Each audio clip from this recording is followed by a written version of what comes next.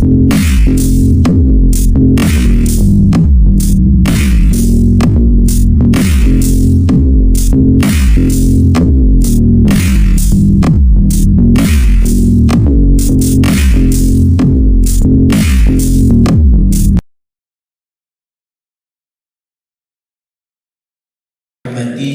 diberkahi dunia oleh Allah Ta'ala.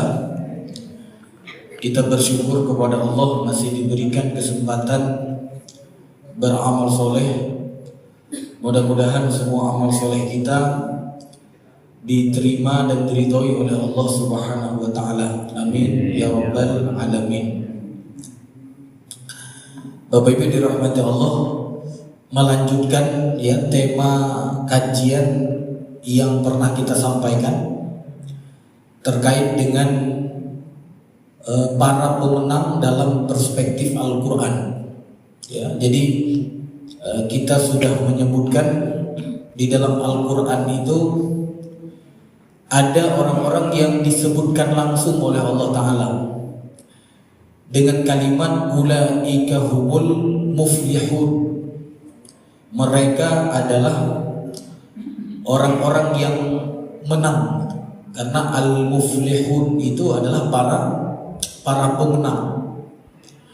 Dan kita sudah sebutkan ya ada berapa ayat Pak di dalam Al-Quran yang Allah sebutkan langsung mereka adalah orang-orang yang menang gitu, atau al-muflihun. Masih ingat nggak? Atau ada yang nyatet nggak Pak? Nggak ada yang nyatet Pak ya? Ada 11 ayat yang disebutkan oleh Allah dalam surat yang berbeda. Ya. Ada yang nulis ada berapa surat yang sudah kita sampaikan. Ketinggalan catatannya Pak ya. Ya. Jadi saya sudah pernah menyampaikan ya, yang pertama itu adalah apa yang ada di dalam surat Al-Baqarah ayat 5 gitu ya. Jadi di situ kata Allah, ulaika ala hudam min rabbihim wa ulaika humul muflihun. Jadi mereka adalah orang-orang yang mendapatkan petunjuk dari Allah, mendapatkan bimbingan dari Allah, dan mereka itulah orang-orang yang disebut sebagai pemenang gitu kan. Nah siapa mereka? Nah, kita sudah jelaskan baik.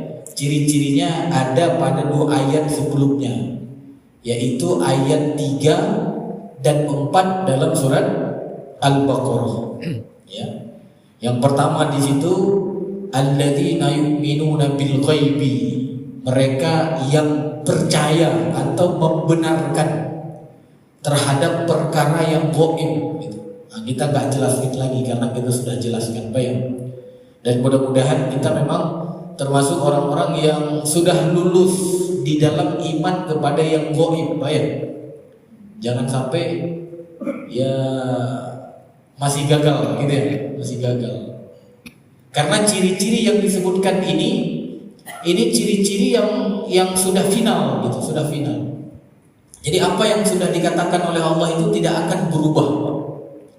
Makanya kita pernah sebutkan di dalam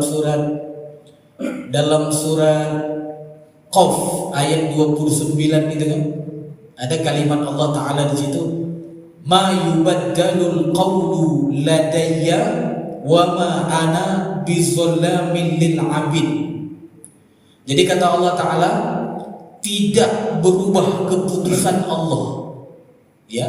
Jadi keputusan yang sudah dibuat oleh Allah itu tidak berubah. Jadi kalau Allah sudah menjelaskan ciri-ciri pemenang, nah itu tidak berubah. Memang pemenang yang sesuai dengan ciri-ciri yang disebutkan Allah. Jadi di dalam Islam itu nggak ada istilah apa Pak? Ya nggak ada istilah untung-untungan gitu. Ya orang kafir misalnya, nanti kalau Allah misalnya masukin ke surga, ya bisa saja kan. Kata orang yang menganggap ya di dalam agama ada istilah untung-untungan. Jadi tidak ada untung-untungan. Ketika Allah sudah menyebutkan ciri-ciri pemenang begini, ya begini pemenang itu. Nah, ciri-ciri pecundang orang-orang yang rugi begini, begitulah orang yang masuk ke dalam ciri-ciri itu akan menjadi orang yang rugi. Jadi ketika orang kafir di dunia kata Allah akan kekal di neraka, ya memang begitu nanti. Ya jadinya, nggak ada istilah nanti mungkin orang kafir pun ya nanti masuk apa Pak? Masuk surga. Kan ada yang bilang gitu kan? Nggak ada istilah begitu. Itulah yang dimaksud dengan firman Allah di dalam surat Qaf ayat 29 itu, ma yubaddalul qawlu ladayya. Jadi keputusanku itu tidak dapat diubah. Wa ma ana bizzallamin lil abid, dan aku kata Allah Ta'ala tidak menzolimi sedikit pun yang ada pada hamba. Jadi Allah tidak akan menzolimi kita. Jadi kalau hari ini kita ngaji, pasti kalau niatnya tulus pasti diberi ganjaran, tidak dizolimi sedikit pun. Ya. Nah, ciri-ciri yang kita sudah sebutkan Pak ya. Yang pertama orang yang membenarkan perkara yang ghaib. Yang kedua, wa yuqimunas shalah. Nah, kita sudah jelaskan. Jadi orang-orang yang menegakkan sholat.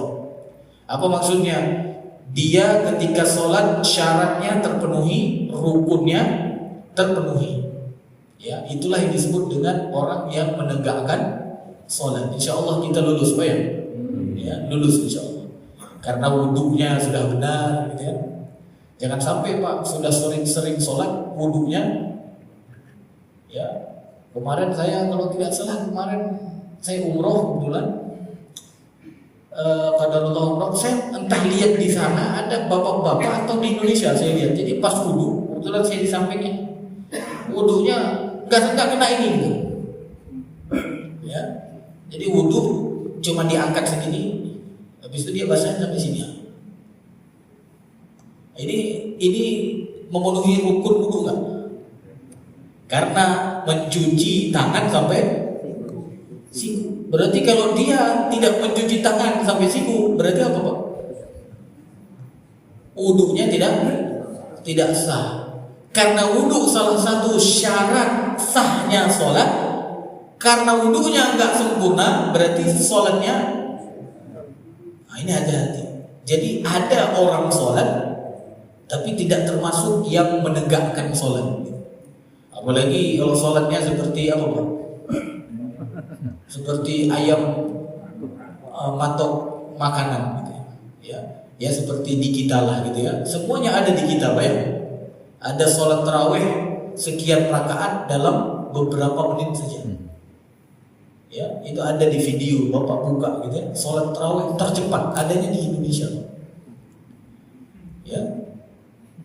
Kalau dilihat oleh Rasulullah kira-kira gimana? Kan dulu pernah kan ada seorang sahabat sholat, habis itu dia menghadap Rasulullah, ingin ngobrol dengan Rasulullah. Habis itu kata Rasulullah, irji, fasalli, ulangi, kamu sholat lagi gitu. Fa innaka lam tusalli, karena sesungguhnya kamu belum sholat. Jadi ada orang sholat Pak, tapi tidak dianggap menegakkan sholat. Nah, orang yang beruntung yang kedua itu orang yang menegakkan sholat. Artinya apa? Syaratnya terpenuhi, rukunnya juga terpenuhi. Itulah yang dimaksud dengan orang yang menegakkan sholat. Yang ketiga kita sudah jelaskan apa Bang? Orang-orang yang berinfak dari apa yang telah dibagi oleh Allah kepadanya. Nah, ini juga kita sudah jelaskan panjang lebar, baik. Jadi maksud infak itu apa? Dia mengeluarkan harta dari tangannya. Mengeluarkan harta dari tangannya kemana? Ada dua Pak ya. Ada orang yang mengeluarkan harta dari tangannya untuk jalan Allah, artinya di jalan yang diridhoi oleh Allah. Ada orang yang mengeluarkan harta dari tangannya untuk apa? Kalau selain jalan Allah berarti jalan syaitan. Seperti siapa? Seperti orang kafir. Jadi orang kafir juga berinfak, Pak ya. Siapa yang ingat? Ini bagus dikasih hadiah nih kalau ingat, Pak ya. Dalam ayat apa dan surat apa Allah menyebutkan bahwa orang kafir juga berinfak. Ya. Jadi infak kan artinya mengeluarkan harta dari tangan. Dalam surat apa? Ayat berapa? Orang kafir juga berinfak.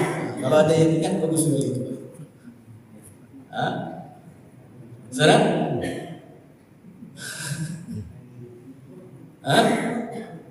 Surat Al-Anfal, coba dibuka nanti. Ya, surat Al-Anfal ayat 36. Jadi kata Allah, innal ladzina kafaru yunfiquna amwalahum.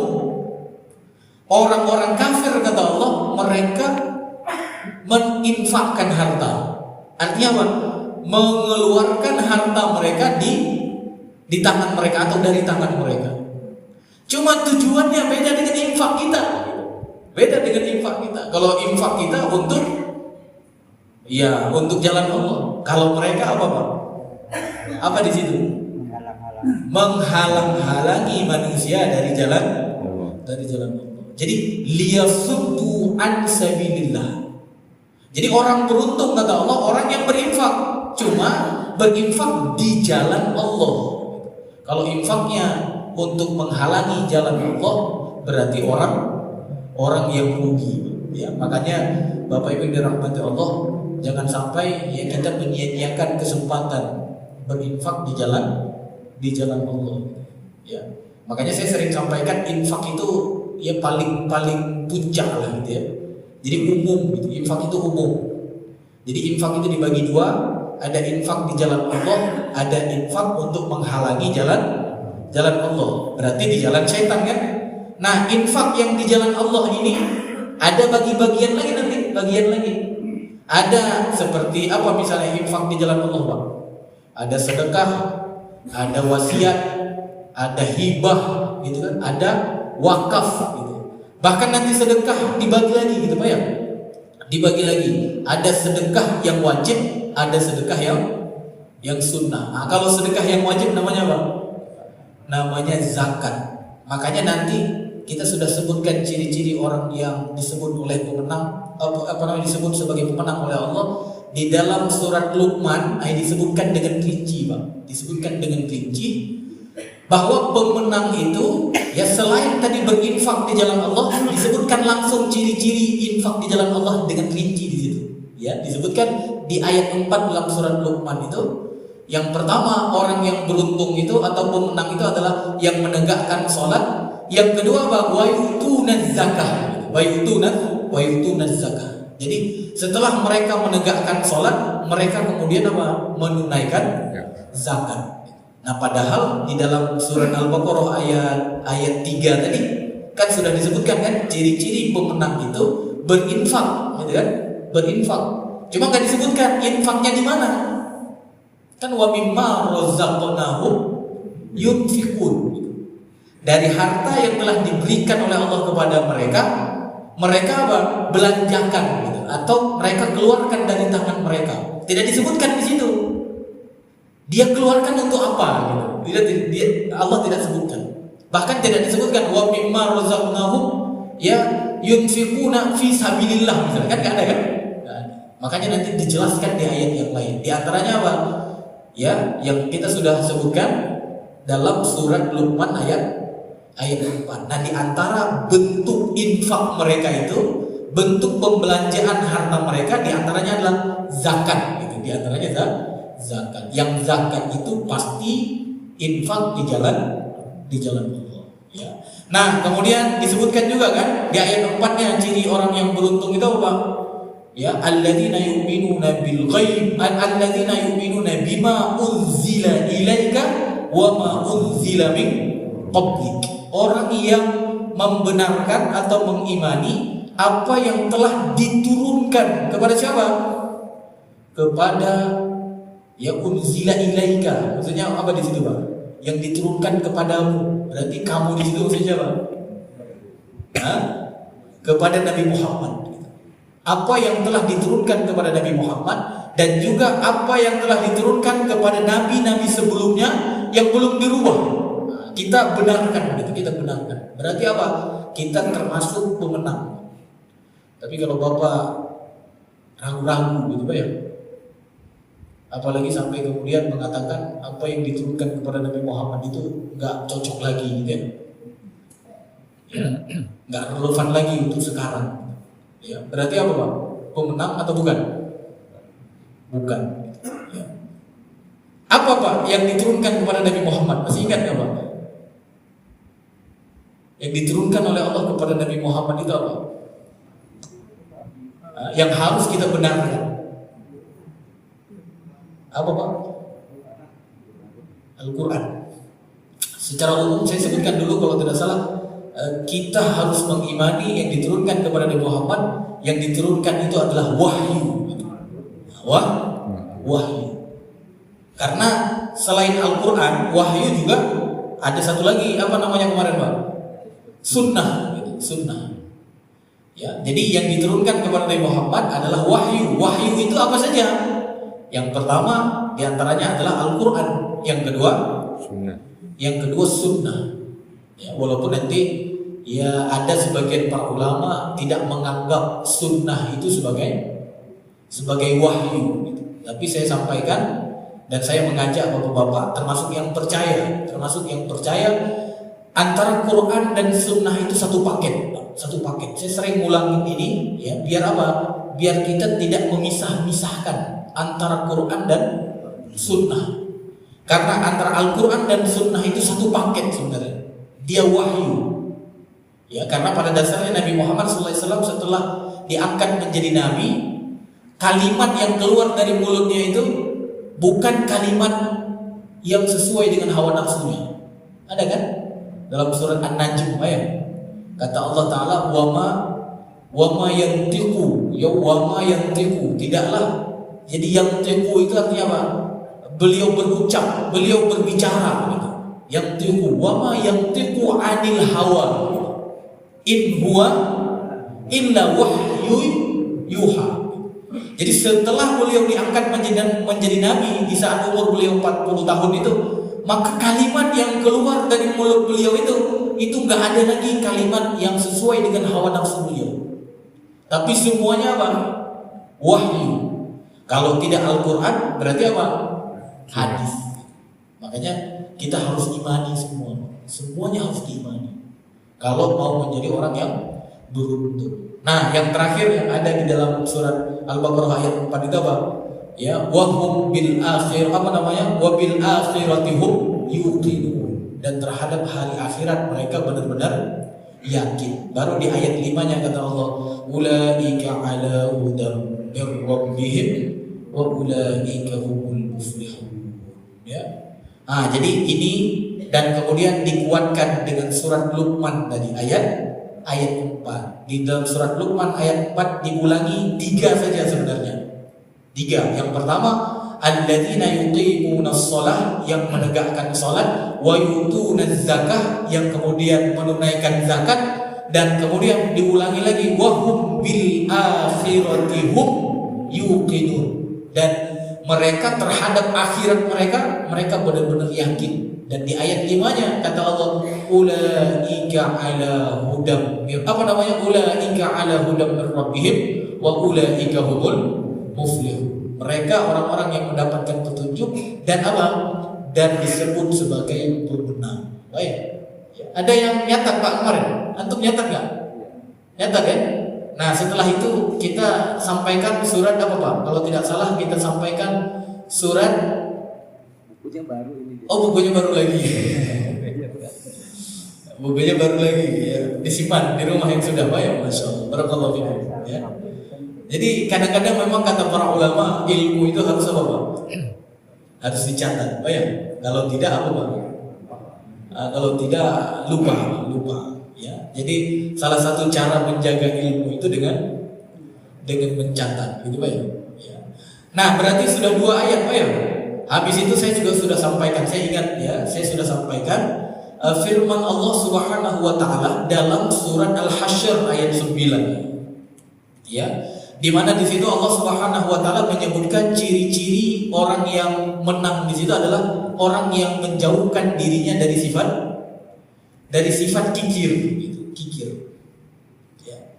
Di situ kata Allah taala, walladzina tabawwa'ud dara wal imana min qablihim yuhibbuna man hajara ilaihim wa la yajiduna fi sudurihim hajatan mimma utu wa yu'thiruna ala anfusihim walau kana bihim khasasah wa man yuqa syuhha nafsihi faulaika humul muflihun. Ada yang bayang dalam surat Al-Hasyr disebutkan langsung oleh Allah. Jadi mereka itu adalah orang-orang yang disebut dengan al-muflihun, pemenang gitu. Ya. Jadi ini sebelum Allah sebutkan ciri-cirinya, Allah jelaskan dulu mereka itu orang-orang yang telah beriman sebelum apa? Sebelum orang-orang Ansor, sebelum orang-orang Muhajirin datang kepada mereka. Berarti siapa yang dimaksud di ayat ini? Nah, orang-orang Ansor. Jadi orang Ansor itu telah beriman sebelum apa? Sebelum orang Muhajirin masuk ke Madinah. Makanya ada perjanjian sebenarnya. Makanya Rasulullah dan para sahabatnya mereka berani masuk gitu. Berani masuk ke Madinah karena sudah ada perjanjian perlindungan. Nah, mereka disebutkan oleh Allah Ta'ala apa? Ya Allah, luar biasa Pak ya. Mereka mencintai saudara kaum muslimin atau orang-orang Muhajirin itu, orang-orang yang hijrah dari Mekah itu, mereka mencintai Muhajirin itu lebih daripada mencintai dirinya. Memberi kepada mereka walaupun mereka butuh, mereka beri gitu. Ya Allah. Itu kalau Bapak baca tafsirnya luar biasa Pak ya. Di antaranya kita sudah pernah sebutkan ada seorang sahabat yang ketika itu datang tamu Rasulullah itu kan orang Muhajirin ya yang disebut dengan ahlu suffah itu yang tinggal di emperan masjid, lapar ketika malam itu, maka kemudian kata Rasulullah, pergilah ke rumah si fulan. Ya. Maka kemudian apa? Begitu pergi ke rumah si fulan nanya kepada istrinya, ada makanan enggak? Gitu Pak ya. Ada makanan untuk siapa? Untuk anak kita, masya Allah, Pak ya, masya Allah. Kalau kita ngasih untuk anak atau ngasih untuk tamu, Pak? Makan untuk diri dulu ya. Pergi kamu. Ini cuma untuk saya dan anak saya. Ya. Tapi dia tidak Pak. Orang Ansor ini tidak. Dia berikan kepada tamunya.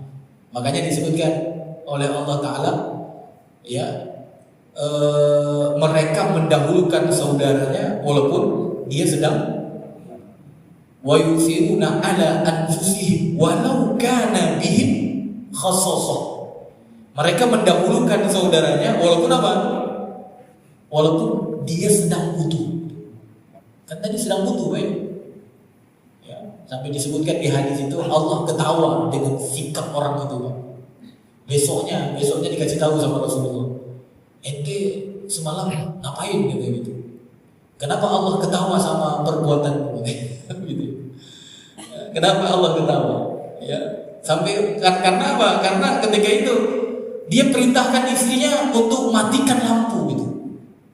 Biar anaknya tidur. Dan dia kemudian pura-pura makan di ruangan yang lain. Sehingga tamunya menganggap apa? Di rumah itu banyak makanan. Ya, karena kalau misalnya tamu merasa di rumah itu ya tidak ada makanan yang lain, berarti jadi gak enak makan, Pak. Gak enak makan. Dia buat rasa nyaman untuk tamunya. Walaupun dia sedang tidak punya makanan, tapi seolah-olah punya makanan. Makanya Allah ketawa. Ya, makanya disebutkan oleh Allah, wa may yuqa syuhha nafsihi fa ulaika humul muflihun. Orang yang menghindari dirinya dari sifat kikir. Makanya dia itu adalah para pemenang. Ya. Berat Pak ya? Kalau yang ini berat Pak ya? Berat. Cuma itu 2 kali diulang Pak oleh Allah Ta'ala. Ya, dalam surat At-Taghabun satu lagi. Ya, dalam surat At-Taghabun ayat 16 diulang lagi oleh Allah Ta'ala di situ. Fattaqullah mastata'tum, kata Allah. Bertakwalah kepada Allah sesuai dengan kemampuan kalian. Wa anfiqu khairan lakum. Berinfaklah, artinya belanja, keluarkan harta dari tangan kalian di jalan Allah. Khairun lakum, itu yang terbaik untuk kalian. Dan kemudian kata Allah, wa may yuqa syuhha nafsihi fa ulaika humul muflihun. Ada dua kali, Pak. Barang siapa yang menjaga dirinya, menjauhkan dirinya dari sifat kikir, ya, maka dia itu adalah pemenang. Cuma perlu diketahui juga arti kikir, Pak ya. Arti kikir kita harus tahu juga. Jangan sampai nanti ada orang datang main kasih-kasih aja, Pak ya. Nah, itu perlu diketahui juga, Pak ya. Apa makna kikir, Pak, di dalam Islam, Pak? Itu ada tafsir yang menarik ya, dari surat Al-Furqan ayat 67. Imam Qurtubi ketika menafsirkan ayat ini itu memberikan makna kikir yang sebenarnya kepada kita, gitu. Dan juga memberikan makna orang yang berlebihan kepada kita. Ya, ada di dalam surat Al-Furqan ayat 67. Ketika Allah katakan walladzina idza anfaqu lam yusrifu wa lam yaqturu wa kana baina dzalika qawama. Jadi orang mukmin yang sejati itu ketika dia mengeluarkan harta dari tangannya kan, orang yang mengeluarkan harta dari tangan tadi kan makna infak, Pak ya. Jadi orang yang berinfak artinya mengeluarkan harta dari tangannya. Yang pertama ciri-cirinya ketika mereka membelanjakan harta, mereka tidak israf, tidak israf. Maka kata Imam Qurtubi itu makna israf di situ apa? Dia tidak membelanjakan harta pada unsur maksiat, gitu. Pada unsur maksiat. Dan juga orang yang beriman itu ketika dia mengeluarkan harta tidak pelit, gitu, tidak pelit. Maksud tidak pelit apa? Kata Imam Qurtubi, maksud tidak pelit, dia tidak menahan harta pada unsur yang ada ketaatan. Paham, Pak ya? Jadi tidak menahan harta pada unsur yang ada ketaatan. Nah, kalau ada orang yang menahan harta pada unsur yang ada taatnya, nah itulah pelit, Paham, Pak ya? Makanya tadi sahabat Ansor itu walaupun dia sebenarnya kan sedang butuh, tapi dia tetap kasih, gitu kan? Tetap kasih. Kenapa dia kasih? Kenapa dia nggak tahan untuk dirinya? Karena dia tahu ketika dia keluarkan, dia berikan kepada saudaranya, berarti dia sedang melakukan ketaatan. Nah, itu maksudnya. Jadi orang yang tidak menahan, Pak. Pokoknya kalau dia tahu unsur taat, dia nggak tahan. Kalau dia tahan, berarti apa? Pelit. Tapi kalau misalnya kita tahan pada unsur maksiat, gitu, pelit nggak? Pelit nggak, Pak? Kan sering kita dibilang pelit sama orang, Pak ya. Kadang-kadang lagi di jalan gitu ya, ada orang minta 2.000 perak gitu ya, 2.000 perak, tapi yang mintanya kayak ngajak berantem gitu ya. Ya, hanya kita nggak mau ngasih dong, harga diri, Pak ya. Ya, habis itu dibilang apa, Pak? Pelit amat sih, Pak, 2.000 perak nggak buat kamu miskin nggak? Gitu kan, benar nggak? Ah, itu tidak pelit sebenarnya, Pak. Itu tidak pelit. Tapi kalau kita tahu dia minta 2.000 perak karena di dalamnya apa? Motivasinya ketaatan. Untuk ketaatan. Nah, kalau kita tahan, Pak, itu boleh. Dia bilang, pelit banget sih, Pak, ini kan untuk ini gitu, itu boleh. Tapi kalau unsurnya maksiat atau tidak ada ketaatan di situ, kalau kita tahan, itu tidak termasuk pelit, Pak. Ya. Jadi intinya apa?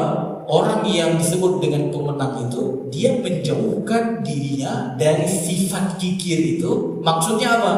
Dia tidak menahan hartanya pada unsur ketaatan. Tapi kalau dia tahan pada unsur ketaatan, maka dia orang yang yang pelit. Maka kata Allah, ciri-ciri orang yang beriman, orang-orang yang mukmin sejati itu ketika dia membelanjakan harta, yang pertama tidak israf. Maksud tidak israf itu apa? Dia tidak belanjakan pada unsur yang ada maksiatnya, dan walam yaqturu, mereka tidak pelit. Maksudnya tidak pelit apa? Mereka tidak menahan hartanya pada unsur yang ada ketaatan. Mereka nggak tahan. Makanya kalau kita lihat wali Allah yang paling mulia kan, siapa Pak? Wali Allah yang paling mulia di dunia ini. Masih ingat? Kan kita semua kan wali Allah kan? Jadi sejak Nabi Adam, ya ada golongan nabi, ada golongan wali kan? Ya. Kalau wali Allah itu kan orang beriman dan senantiasa bertakwa. Nah, siapa yang paling mulia Pak? Sejak Nabi Adam sampai hari kiamat kelak. Di antara para wali Allah yang paling mulia itu siapa? Pernah dengar? Belum ya? Abu Bakar As-Siddiq. Jadi Abu Bakar As-Siddiq kata para ulama, ini adalah wali Allah yang paling mulia dari wali-walinya yang ada di muka bumi. Makanya beliau luar biasa lah. Coba lihat ketika beliau membelanjakan hartanya gimana Pak? Gak sanggup kita kan? Tapi ditanya sama Rasulullah, ditanya, untuk keluargamu apa? Untuk istri dan anakmu apa? Apa jawaban Abu Bakar?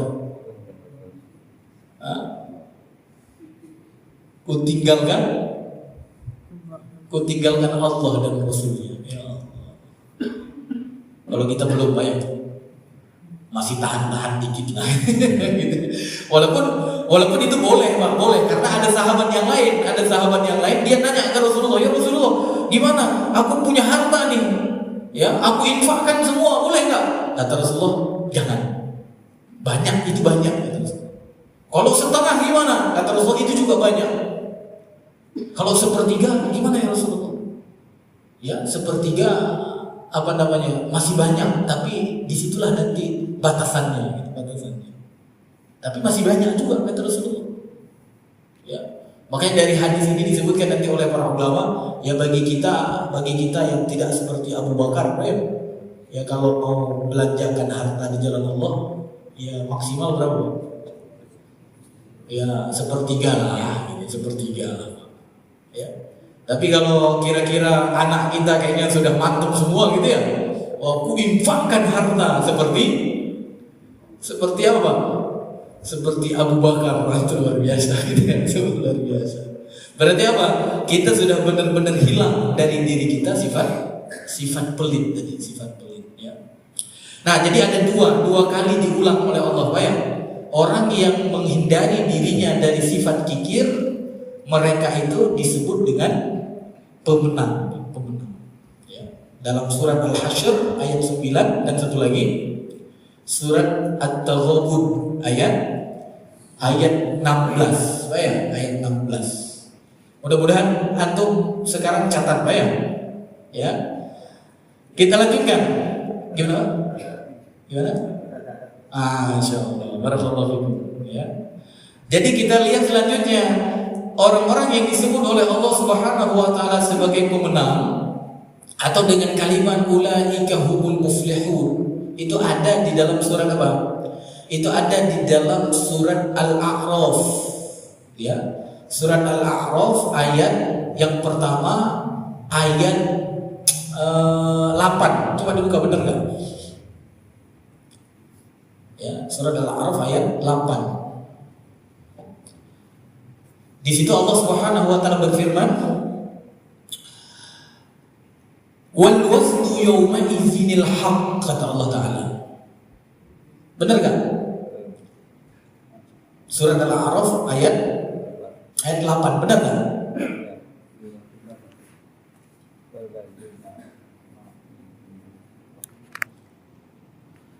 Wal waznu yawma idzinil haqq. Ada ya? Ya, jadi kata Allah taala, timbangan pada hari itu hak, kebenaran. Timbangan apa kira-kira? timbangan amalan, timbangan amalan. Itu kebenaran, nggak boleh ragu, Pak.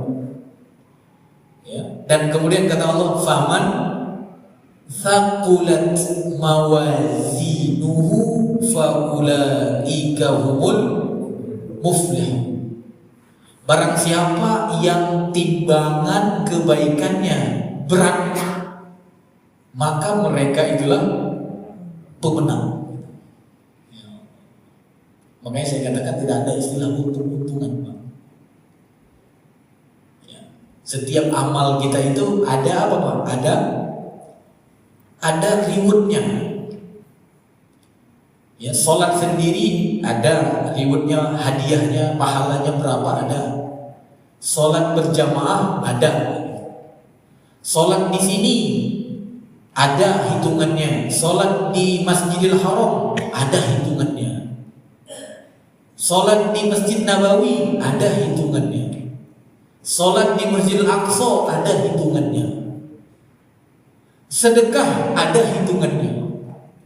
Zikir ada hitungannya. Makanya ada sampai zikir yang kata Rasulullah, kalimatan khafifatan fil lisan habibatan lirrahman thaqilatan fil mizan. Kan ada kan? Kata Rasulullah, dua kalimat yang ringan di lisan, habis itu apa? Dicintai oleh Allah Ta'ala dan berat di timbangan. Thaqilatan fil mizan. Apa Pak kalimat itu? Subhanallah wa bihamdihi subhanallahil azim. Zikir itu Pak, itu ada timbangannya. Makanya orang yang mengetahui ayat ini Pak, dia gak akan menyia-nyiakan kesempatan di dunia, Pak. Karena setiap amal soleh itu menentukan status timbangannya nanti. Ya, status timbangannya itu menentukan. Ya.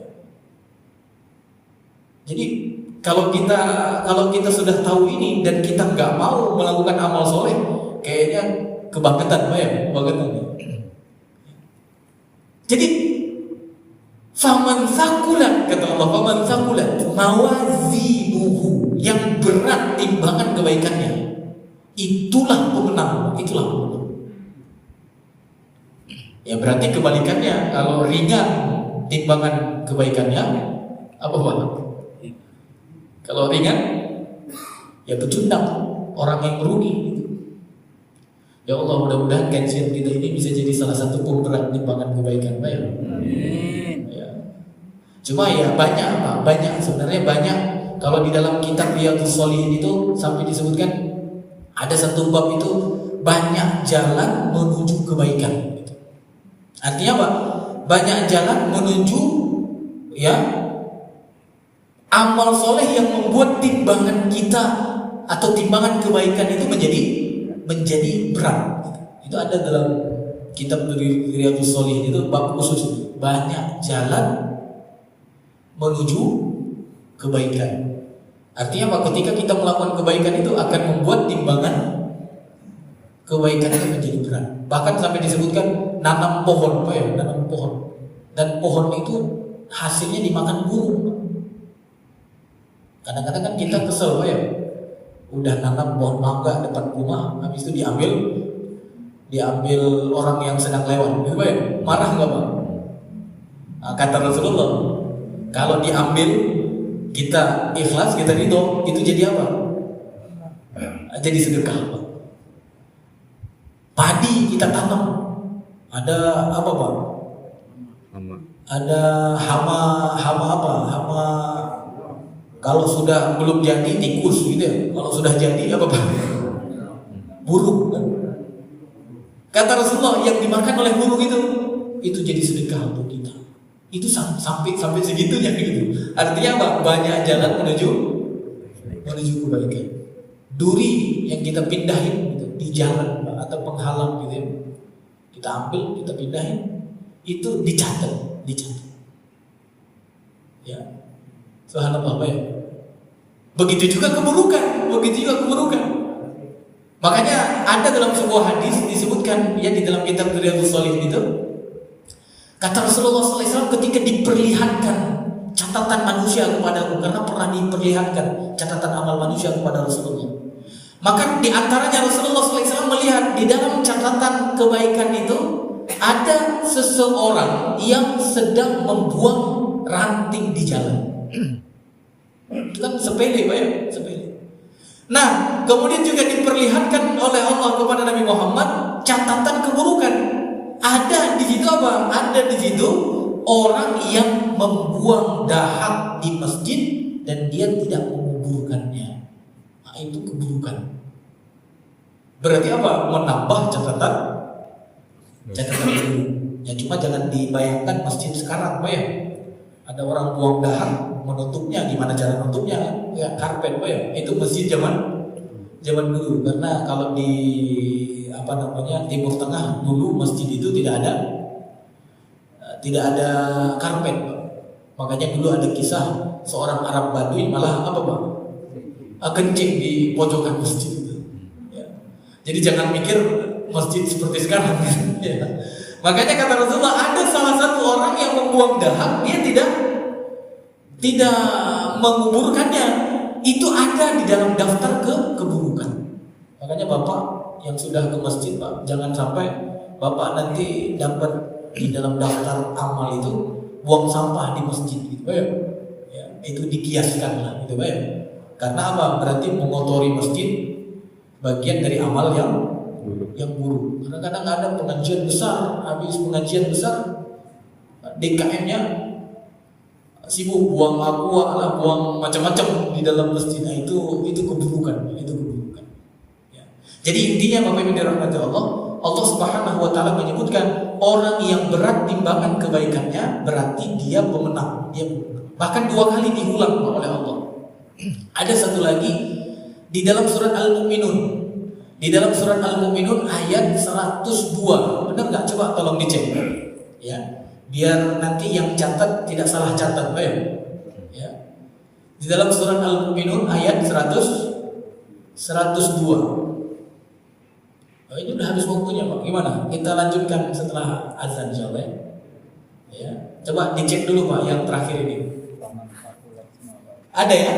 102 surat Al-Mu'minun. Faman thaqulat mawazinuhu faulaika humul muflihun. Jadi 2 kali diulang oleh Allah. Orang-orang yang berat timbangan kebaikannya, maka mereka itulah pemenang. Ya, maka mudah-mudahan kita semua ya nanti ketika ditimbang oleh Allah yang beratnya kebaikan, ya. Waktu azan atau qomat sholat isya, kita lanjutkan. Ciri-ciri pemenang itu yang disebutkan juga oleh Allah di dalam surat Al-A'raf ayat 157. Ya, di situ Allah Subhanahu wa taala berfirman, "Walladzina ittaba'una ar-rasul," ya, "walladzina yattabi'una ar-rasul an-nabiyyal ummi." Walladzina yattabi'una ar-rasul an-nabiyyal ummi alladzi yajidunahu maktuban indahum fit Taurat wal Injil. Jadi kata Allah, orang-orang yang mengikuti Rasul yang apa? Yang ummi. Siapa kira-kira itu, Pak? Rasul yang ummi itu siapa? Nabi Muhammad. Jadi orang-orang yang mengikuti Nabi Muhammad, alladzi yajidunahu maktuban indahum fit Taurat wal Injil, yang mereka itu menemukan Nabi Muhammad SAW itu tertulis di dalam kitab yang telah diturunkan kepada mereka. Di dalam kitab yang telah diturunkan kepada mereka, yang pertama di dalam Taurat dan juga di dalam Injil. Ya, kira-kira siapa ini, Pak? Siapa berarti, Pak? Orang-orang Yahudi dan Nasoro sekarang, atau Yahudi Nasoro yang ada di zaman Nabi Muhammad. Jadi mereka yang mengikuti Nabi Muhammad SAW, yang mereka telah temukan di dalam Injil, di dalam Taurat, namanya tertulis di situ. Cuma mereka apa? Kenapa mereka tidak sebarkan itu? Nah, itulah kelakuan Yahudi dan Nasara. Mereka sembunyikan. Ya, bahkan mereka ganti-ganti, gitu kan, isi kitab. Gitu. Nah, disebutkan ciri-cirinya oleh Allah Taala. Nabi Muhammad itu ya'muruhum bil ma'ruf. Nabi Muhammad itu mengajak mereka untuk apa? Untuk yang baik. Wa yanhahum 'anil munkar. Dan juga Nabi Muhammad mencegah mereka dari yang mungkar. Wa yuhillu lahum at-thayyibat. Dan kemudian apa? Nabi Muhammad menjelaskan yang halal, yang baik kepada mereka. Dan kemudian apa? Wa yuharrimu 'alaihimul khaba'ith. Dan Nabi Muhammad menjelaskan yang buruk-buruk haram untuk mereka. Ya. Dijelaskan semuanya oleh Nabi Muhammad. Dan kemudian wa yata'u anhum israhum wal aghlal allati kanat 'alaihim. Nabi Muhammad SAW dikatakan oleh Allah Ta'ala membuat beban-beban dan belenggu yang ada pada mereka menjadi ringan, Pak, menjadi ringan. Karena syariat dulu itu lebih berat daripada syariat Nabi Muhammad. Kalau dulu, Pak, kalau ada orang yang bermaksiat, di antara bentuk taubatnya bunuh diri. Kalau sekarang kan nggak ada kan, Pak, ya? Orang yang melakukan maksiat disuruh bunuh diri kan nggak ada. Ya, kalau dulu wanita-wanita, kalau syariat Yahudi itu kalau haid Pak, sama orang Yahudi syariatnya apa?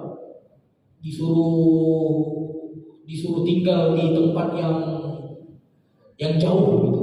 Artinya apa? Nggak boleh makan bersama, nggak boleh tidur bersama. Kalau syariat Nabi Muhammad gimana, Pak? Istri yang sedang haid disuruh pergi ke pojok rumah mana gitu, nggak boleh tidur, nggak boleh makan, nggak boleh diajak ngobrol, enggak kan? Syariat dulu begitu. Makanya kata Allah, wa yata'u anhum israhum wal aghlal allati kanat 'alaihim. Jadi Nabi Muhammad itu mengangkat beban dan belenggu yang pernah disyariatkan kepada mereka. Bahkan kalau dulu ada pembunuh, Pak, itu nggak ada pilihan, dia harus dibunuh. Kalau syariat Nabi Muhammad ada pilihan kan? Kalau bukan kisos, apa satu lagi? Ya, dimaafkan, dian. Ya, dian itu tebusan, kan gitu kan? Kalau dulu nggak ada, Pak. Kalau ada orang yang membunuh, berarti hukumannya apa? Dibunuh. Gitu. Ya. Maka kemudian kata Allah Taala, "Falladzina tabauhu", orang-orang yang falladzina amanu bihi, orang-orang yang beriman kepada Nabi Muhammad, wa azzaruhu, dan memuliakan Nabi Muhammad, wa nasaruhu, dan kemudian menolong Nabi Muhammad, wattaba'un nura alladzi unzila ma'ahu, dan mereka mengikuti cahaya yang diturunkan kepada Nabi Muhammad. Tadi Al-Quran, Sunnah, wahyu yang diturunkan kepada Nabi Muhammad, mereka ikuti. Maka apa kata Allah? Ulaika humul muflihun. Tapi kalau tidak beriman kepada Nabi Muhammad, tidak memuliakan Nabi Muhammad, tidak menolong Nabi Muhammad, tidak mengikuti cahaya tadi atau wahyu yang telah diturunkan kepada Nabi Muhammad, beruntung nggak? Menang nggak? Menang nggak, Pak? Enggak. Makanya kalau ada hari ini orang yang mengatakan orang Yahudi asal baik nanti juga masuk surga, orang Nasara yang baik juga masuk apa, Pak? Masuk surga. Berarti orang yang mengatakan itu error, namanya. Karena sini jelas kan kata Allah kan, orang yang mengimani, orang yang memuliakan, orang yang menolong gitu, wa nasaruhu wattaba'u, dan kemudian mengikuti cahaya yang ada padanya, wahyu dari yang ada padanya, dia ikuti. Ulaika humul muflihun. Artinya apa? Kalau ada orang Yahudi dan Nasara yang tidak mengikuti, tidak mengimani, tidak menolong, tidak memuliakan Nabi Muhammad, berarti mereka pasti apa Pak? Pasti error, pasti rugi lah gitu, pasti rugi. Ya. Nah, kita lanjutkan Pak. Tapi ini waktunya tinggal sedikit. Tapi saya maunya ini selesai gitu. Ya, biar nanti catatannya lengkap ya. Kita lanjutkan 5 menit boleh ya? Boleh ya? Kita lanjutkan. Firman Allah Subhanahu wa taala ya di dalam surat Taubah ayat 88. Ya, orang yang beruntung itu orang yang disebut dengan pemenang itu apa kata Rasulullah SAW? Di situ Allah Subhanahu wa taala menjelaskan lakinil ladzi udah ada yang buka belum Pak? Hah? Apa bunyinya? Lakinir rasul walladzina amanu ma'ahu jahadu bi amwalihim wa anfusihim ulaika lahumul khairat wa ulaika humul muflihun. Ya. Nah, di beberapa ayat sebelumnya Allah menjelaskan ciri-ciri orang munafik, Pak. Nah, di ayat 88 ini Allah menyebutkan sedangkan orang-orang ya yang mengikuti Rasul dan Rasul sendiri lakinir Rasul walladzina ma'ahu ya, akan tetapi Rasul dan orang-orang yang bersamanya mereka itu senantiasa berjihad, senantiasa berjuang di jalan Allah dengan harta dan jiwa. Dan mereka kata Allah Ta'ala ulaika lahumul khairat, maka bagi mereka itu kebaikan. Wa ulaika humul muflihun, dan mereka adalah orang-orang yang disebut dengan pemenang.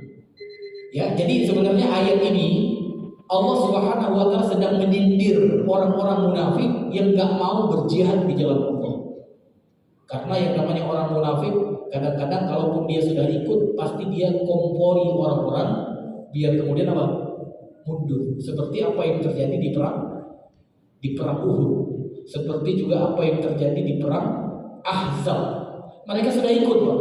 Tapi kemudian ketika mereka melihat, wah ini kayaknya gak ada kemungkinan menang nih, maka apa? Mereka kemudian mundur.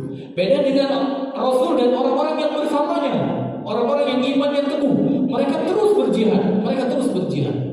Maka mereka lah yang disebut dengan orang yang beruntung, ya, al-muflihun. Maka mudah-mudahan kita termasuk orang-orang yang senantiasa berjuang menegakkan kalimat Allah di muka bumi baik. Walaupun mungkin ada orang-orang yang tidak mau syariat Allah di muka bumi tegak, gitu ya. Nah, kita lanjutkan. Ciri-ciri orang yang disebut pemenang oleh Allah Subhanahu wa taala yang selanjutnya ada di dalam surat apa? Ada di dalam surat An-Nur ayat 51. Ya, kata Allah Subhanahu wa taala di situ, "Innama kana qaulal mu'minina idza du'u ila Allahi wa rasulih liyahkuma bainahum abitaba ay yaqulu sami'na wa ata'na wa ulaika humul muflihun." Masyaallah. Jadi kata Allah, batasan perkataan orang-orang yang beriman itu ketika dia diajak untuk mengikuti apa? Ketentuan Allah dan Rasulnya. Jadi ketika ada masalah dalam diri mereka, diajak untuk diselesaikan dengan hukum Allah. Ya, maka apa kata mereka, Pak? Kata orang beriman itu apa? Kata mereka, sami'na wa ata'na. Maka itulah kata Allah, ulaika humul muflihun. Jadi orang-orang yang disebut dengan pemenang itu ketika dia diajak untuk berhukum dengan ketentuan Allah dan Rasulnya, nggak ada kalimat lain yang keluar dari mulutnya. Yang keluar dari mulutnya cuma satu, sami'na wa ata'na. Mudah-mudahan ini jadi barometer kita, Pak ya. kalau kita diajak untuk berhukum dengan ketentuan Allah dan Rasul, apa kira-kira jawaban kita, Pak? Nggak usah kata-kata lain, Pak ya. Nggak usah istilahnya apa? Kita nggak mungkin ini. Kan kita negaranya negara apa?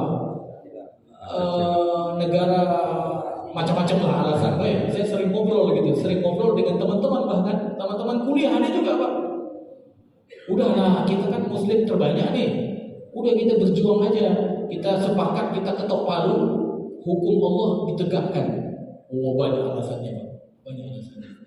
Tapi mudah-mudahan jamaah masjid ini kata yang keluar cukup satu, Pak ya. Samina wa atona. Nah, nanti caranya kita cari bersama, Pak ya. Yang penting itu dulu itu.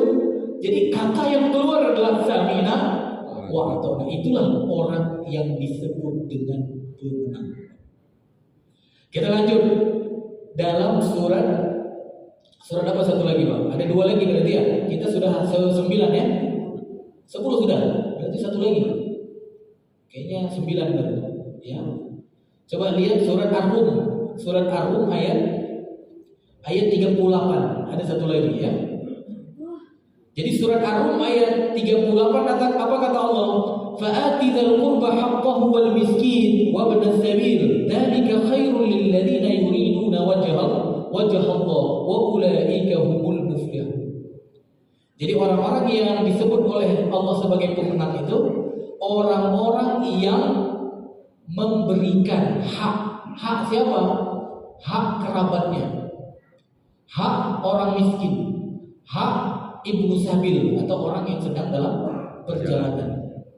Jadi kata Allah Subhanahu wa taala, ya, itu adalah kebaikan bagi orang-orang yang mengharapkan bertemu dengan Allah Subhanahu wa taala. Dan itu adalah ciri-ciri orang-orang yang disebut dengan pemenang. Maka Bapak Ibu dirahmati Allah, dari ayat ini disebutkan oleh para ulama, ya kita ini harus adil, Pak, harus adil. Harus menunaikan semua hak. Makanya dalam hadis itu sampai disebutkan oleh Rasulullah SAW ketika terjadi dialog antara seorang sahabat Abu Darda dan Salman gitu ya. Jadi ini dia adalah 2 sahabat yang dipersaudarakan. Nah, Abu Darda ini termasuk yang dia serius banget ibadah gitu. Serius banget ibadah. Dia tidak mau menunaikan hak tubuhnya, hak istrinya gitu. Dia maunya puasa terus gitu. Maka di saat itu dinasihati oleh Salman, dan kemudian apa? Nasihat Salman itu dibenarkan oleh Rasulullah SAW. Kata Rasulullah SAW apa? Untuk jiwa punya hak, untuk keluarga punya hak, untuk Allah punya hak. Maka tunaikan setiap yang berhak haknya. Ya, makanya di sini disebutkan apa? Orang yang menunaikan hak keluarga atau kerabat, orang yang menunaikan hak orang miskin, orang yang menunaikan hak ibnu sabil, mereka itulah yang disebut dengan pemenang. Dan mudah-mudahan kita termasuk yang pemenang itu, Pak. Jadi kita jangan ibadah terus lupa dengan hak badan gitu. Nggak tidur akhirnya kan jadi mengurangi hak badan kan? Atau kita melupakan hak istri kita, baju istri jadi nggak kebeli gara-gara apa? Itikaf terus di masjid misalnya, ya. Atau sebaliknya kerja terus tidak memenuhi haknya Allah. Maka kata Rasulullah SAW membenarkan perkataan Salman itu, ya, setiap yang berhak maka penuhilah haknya. Nah, yang terakhir Bapak Ibu dirahmati Allah, ciri-ciri orang yang beruntung ada di dalam surat Ali Imran ayat 104. Ya, ini yang terakhir. Apa kata Allah di situ? Dalam surat Ali Imran ayat 104, "Wal takum minkum ummatun yad'una ilal khairi wa ya'muruna bil ma'ruf wa yanhauna 'anil munkar wa ulaika humul muflihun." Ya, wal takum minkum, hendaklah ada di antara kalian itu apa? Orang-orang yang senantiasa mengajak kepada yang baik gitu. ya'muruna bil ma'ruf, dan juga mencegah dari yang mungkar. Ya. Ya'muruna bil ma'ruf wa yanhauna 'anil munkar. Habis itu apa? Disebutkan oleh Allah Subhanahu wa taala, wa ulaika humul muflihun. Maka mereka itulah yang disebut sebagai pemenang. Nah, inilah 11 ayat, Pak. Ya, yang sudah disebutkan oleh Allah ciri-ciri pemenang. Maka mudah-mudahan kita semua termasuk pemenang juga ya. Jadi nanti yang sudah nulis ya direnung-renung lah gitu. Ya. Apakah ciri-ciri itu ada padaku gitu. Ya, boleh juga di-share, itu bagus banget. Nanti di-share ciri-ciri pemenang di 11 ayat yang ada dalam Al-Qur'an. Ya. Jadi nanti kita pikir-pikir gitu. Aku sudah termasuk belum ya? Kalau belum apa? Nah, tinggal dimasukkan, kan gampang banget. Karena apa yang dikatakan oleh Allah ini real, ini pasti. Ya, karena tadi Allah di dalam surat Qaf ayat 29, apa kata Allah? Allah tidak merubah apa yang sudah menjadi keputusannya. Tidak merubah. Jadi ciri-ciri pemenang ada di 11 ayat, beginilah nantinya adanya. Nanti adanya begini, nggak ada istilah untung-untungan, nggak ada. Kalau sesuai dengan ini, berarti apa? Dia beruntung, dia pemenang. Kalau tidak sesuai, berarti rugi. Ya. Karena Allah Subhanahu wa taala juga mengatakan, wa ma ana bizallamin lil 'abid, dan aku, kata Allah, tidak menzolimi hamba. Tapi mungkin ini Bapak Ibu dirahmati Allah yang bisa kita sampaikan. Mudah-mudahan menjadi ilmu yang bermanfaat. Insya Allah kalau sudah selesai, berarti kalau bertemu lagi insya Allah dengan tema yang lain insya Allah. Ya. Kita tutup dengan doa kafaratul majlis. Subhanakallahumma wa bihamdika asyhadu an la ilaha illa anta astaghfiruka wa atubu ilaik. Wassalamualaikum warahmatullahi wabarakatuh.